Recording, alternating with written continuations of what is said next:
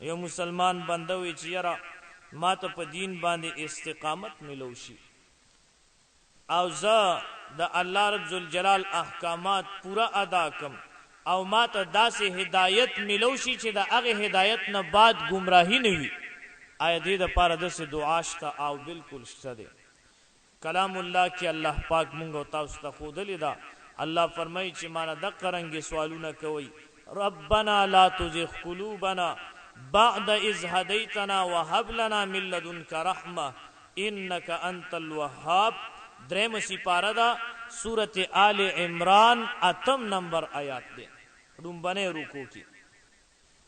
نو کم مسلمان بندا چې دا دعا په کثرت سره وی نو الله رب ذوالجلال جل جلاله بدته هدایت نصیب کی او داسې هدایت بوي چې د دینه بعد به گمراهی بیانوي.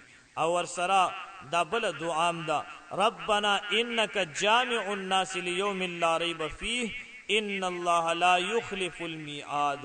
دغه سورت آل عمران دے دریم سپاره دا او 9 نمبر آیات دے.